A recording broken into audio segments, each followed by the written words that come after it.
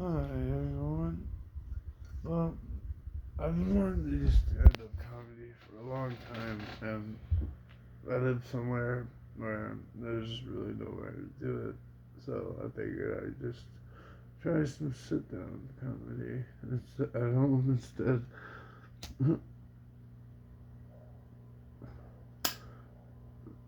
Cigarettes, funny thing, smoking cigarettes saved my life. I know it's kind of strange to hear, but I was um I was at work and I had an asthma attack, and I was in my truck after I walked out of work, and I was laying down flat in my truck because I was dying because my throat was closing, and the only reason that someone found me is because they wanted to bum a smoke, so they came, opened the door to the truck, found me dying, called the EMTs and everything. But if I didn't smoke cigarettes, I'd be dead. I would have died 10 years ago, honestly. I legally died for 2 minutes, the doctor said. So that's pretty nuts. Like, I always wondered in prison why they give people life plus 10 years, life plus 50 years. And I found out it's because people do technically die legally for 1, 2 minutes and come back. And if that happens and you're in prison and then you're in prison for life but you die, they have to let you out if you don't have life plus. So that's pretty interesting. So yeah, but anyways, I was watching the movie Titanic um, last night. I'm not really sure why, but it's funny to me. I just love the chaos of everything in that movie. But a scene that I love the most when the Titanic ship splits and you see the one guy who falls and he hits the propeller on the way down. It's like that's me. Like that describes my life. Like bad enough I'm on this ship where I'm falling off and I'm gonna die. I have to like smack my head or something on this fucking propeller. So I'm on the way down and then instantly hurt so bad and then hit the hit the water, and my luck, I'd probably live, and then just be in so much more pain. I mean, that's my life right there. I fall, break my arm on the propeller, hit the water, and then live. I feel so bad with that poor guy in that scene. Like, why? Oh my God! You know, if I was on the Titanic myself, I think the best job would be one of the lifeboat guys. Because think about it, you got a ship full of millionaires, the richest people, you know, all these rich women, and all of a sudden, you got boats full of just the women, you know, the men, you know, women and children first. So all the rich guys had to stay on the boat and die. So all the lifeboat drivers are basically saving the lives of these millionaire women who just lost their husbands. So like I mean Jesus, I wonder how many of the Titanic lifeboat captains ended up marrying one of the rich girls that he saved their life, you know, by taking them on the boat.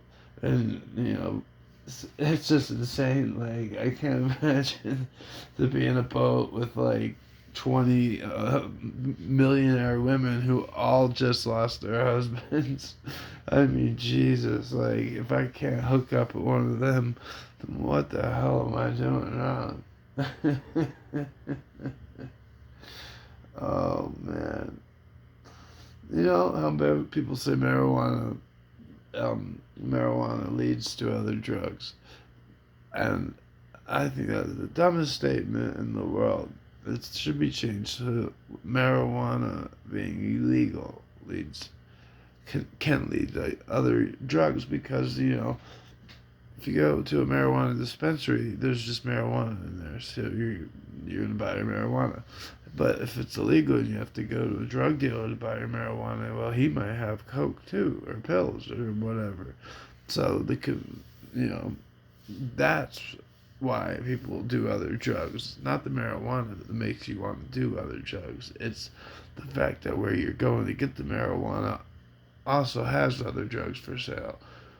That's why I think marijuana should be legalized. I honestly think all drugs should be decriminalized, and I feel like alcohol, the fact that alcohol is legal, makes no sense at all. Where like heroin is looked so down upon, even though people who use heroin and just smoke heroin can they can still live a long, healthy life. And smoking heroin, it's not, if you don't go overboard in OD, if you just use it lightly, like how you're supposed to drink responsibly, will use your heroin responsibly. I just think it's unfair that the government just decides what substances I legally can take, or how much I can get, like prescription pills, and how when I was young, my doctor gave me the top dose of Xanax and the top dose of Oxycontin when I was 18 years old. So I thought that was all, legal and fine until I started running out early and getting withdrawals and then looking into what I was addicted to. And then it just becomes the whole game of wanting to quit, trying to quit, relapse, and trying to quit. But one thing I always wanted to tell people is that rehab, the whole thing about drugs, it sucks being alone. And when you go to rehab, it's fun. It's almost like a vacation. I mean, getting off the drugs is tough, yeah, maybe the first week. But after that, especially if it's a co-ed rehab, it's just a party, honestly. I mean, you're hanging out with a bunch of people that are just like you, and it's just fun. There's lots of girls to flirt with. I can't tell you how many babies are made in rehabs. Like, how many relationships are started in rehabs. I've had rehab girlfriends too. Just, a girl that basically you hang out with. It's basically your girlfriend for the month or 2 months or whatever you're in the rehab center.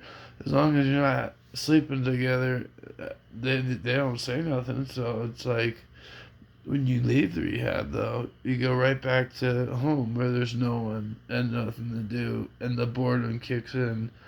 That's the thing. Rehab is needs to be. I think they have to do away with the co-ed because when everyone's fucking, you know, it's not helping being alone. You're dealing with your life sucking, and if you go to a rehab with all guys or rehab for just women, I think that honestly is better because it's not as much fun. I don't think rehab should be fun, but it is. The hardest part about rehab is leaving and going back to wherever where you were born, or where you had no friends, or where the reasons why you used. Like I've been clean now. Like I've quit heroin when I was 23 and stayed clean till I was, I don't know, 30 something.